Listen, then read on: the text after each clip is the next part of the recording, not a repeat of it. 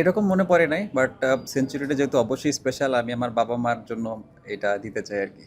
2nd টেস্টে একটা century সত্যি অনেক ভালো লাগার একটা মুহূর্ত আমার। আর যেহেতু ওরা নাম্বার 1 টিম, টাফ টাইম তো অবশ্যই দিবে। বাট আমার কাছে যেটা মনে হয়েছে ওদের এগেইনস্টে নতুন বলে খেলাটা একটু ডিফিকাল্ট ছিল।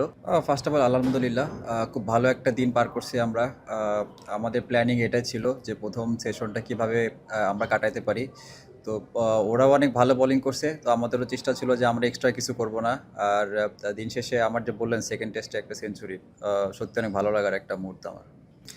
এরকম মনে পড়ে নাই। বাট সেঞ্চুরিটা যেহেতু অবশ্যই স্পেশাল, আমি আমার বাবা-মার জন্য এটা দিতে চাই আরকি। এরকম মনে পড়ে নাই। বাট সেঞ্চুরিটা যেহেতু অবশ্যই স্পেশাল, আমি আমার বাবা-মার জন্য এটা দিতে চাই আরকি।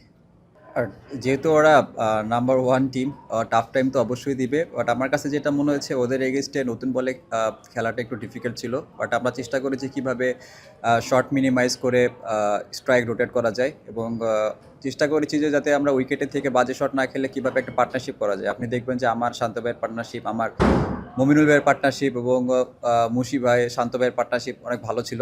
যেটা আসলে ভালো একটা রান করতে অনেক হেল্প করছে। আর যেটা বললেন যে ওদের, আমি আসলে কখনো বলার দেখে খেলি নাই। আমি সবসময় চেষ্টা করেছি বলের যে মেরিট অনুযায়ী ব্যাটিং করার।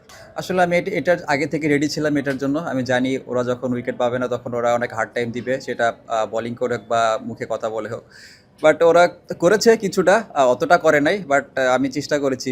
যেহেতু আমি আগে থেকে রেডি ছিলাম অতটা আমি গুরুত্ব দেই নাই জিনিসটা। আ স্ট্যান্ডিং, এটা আসলে দেখেন, একটা ভালো লাগার একটা জায়গা। ভালো লাগছিল। এটাই হয়তোবা টেস্ট ক্রিকেটের সৌন্দর্য। সেটা আজকে ফিল হয়েছে। আর উইকেটটা আ নতুন বলে খুব ভালো ব্যাটে আসে।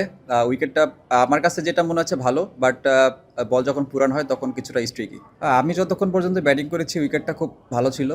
এখন শেষে যেরকম আপনার হাসান এবং মিরাজ ভাই ব্যাটিং করতেছে দেখে ভালোই মনে হয়েছে। বাট ওরা অনেক টাইট লাইনে বল করতেছে। আমাদের কাছে মনে হয় যে যতক্ষণ পর্যন্ত আমরা বেশি ব্যাটিং করতে পারবো ততক্ষণ আমাদের টিমের জন্য ভালো। আসলে দেখেন, যেহেতু আমাদের হাতে এখনো ৩ দিন অনেক লম্বা সময় আছে, আমরা চাইবো যত বেশি সেশন ব্যাটিং করা যায় তত আমাদের জন্য ভালো। যত বেশি রান দেওয়া যায় তত আমাদের বোলারদের জন্য কাজটা ইজি হবে। আসলে তেমন কিছু না। আমাকে যখন টেস্ট টিমে নেওয়া হয় তখন আমাকে সবাই অনেক আমার মেসেজটা ক্লিয়ার করে দিয়েছিল আমাকে যে আমি কিভাবে খেলবো।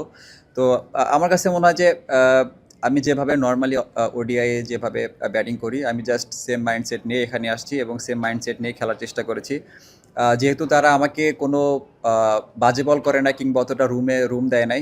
অনেক টাইট লাইনে বল করছে। তো আমি চেষ্টা করেছি যে যত বেশিক্ষণ আ ধৈর্য নিয়ে খেলা যায় আরকি, পেশেন্স নিয়ে খেলা যায়। তো এটাই চেষ্টা করেছি জাস্ট। দেখেন, ক্যাচ ড্রপের কথা যেটা বললেন, it's a part of game.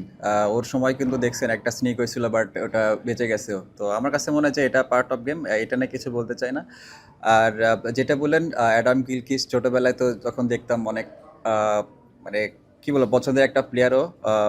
আর ও যখন আমার ইন্টারভিউ করছিল তার আগে আমাকে বলছিল যে ও অনেক এনজয় করছে আমার ব্যাটিংটা। তো এটা ভালো লাগার বিষয় আমার কাছে। না, আর কারোর সাথে কথা হয়নি।